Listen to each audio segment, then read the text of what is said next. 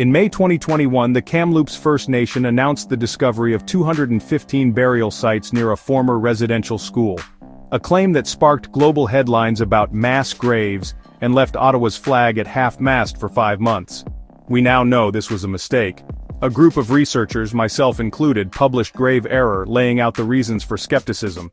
The ground-penetrating radar, GPR, results had almost certainly been misread, confusing thousands of feet of buried weeping tile in the orchard with human burials.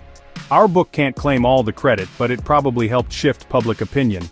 A clear majority of Canadians now say they want to see actual evidence, exhumed human remains before accepting further claims of unmarked graves. But despite Kamloops collapsing under scrutiny, the beat goes on.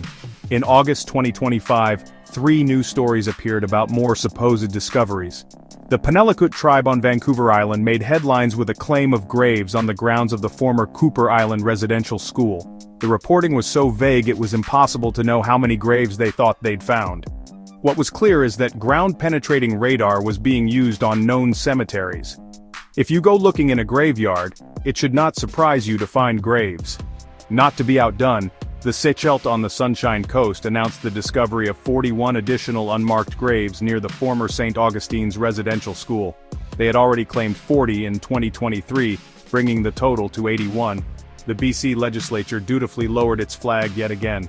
Both BC stories shared the same shortcomings: no digging, no human remains, no public release of the actual survey data, just announcements. Officials said they had uncovered archival material but provided no names, no documents, and no proof of deaths or burials. Meanwhile, in the Northwest Territories, the Dene at Fort Resolution tried a different approach. An Indian residential school, IRS, had operated there from 1910, but decades earlier the Oblates had run a boarding school on Mission Island a couple of miles away. Unlike a federally funded IRS, it took in Indigenous, Métis and white children drawn north by the fur trade. The Dene used GPR around Fort Resolution and came up empty. They then brought in cadaver dogs on Mission Island and claimed to have found the graves of 5 children and 2 adults. The word excavation appeared in news reports, but no one clarified whether that meant probing the surface or actually exhuming remains. And, as in BC, no scientific or archival evidence was shared publicly.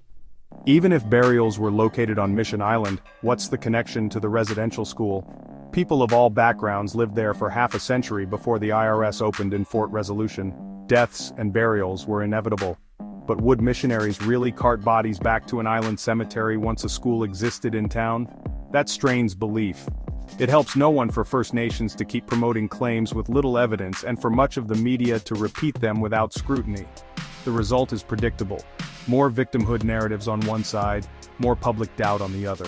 If Ottawa cut off funding for these repeated searches, the claims would quickly dry up, and we'd all be better off.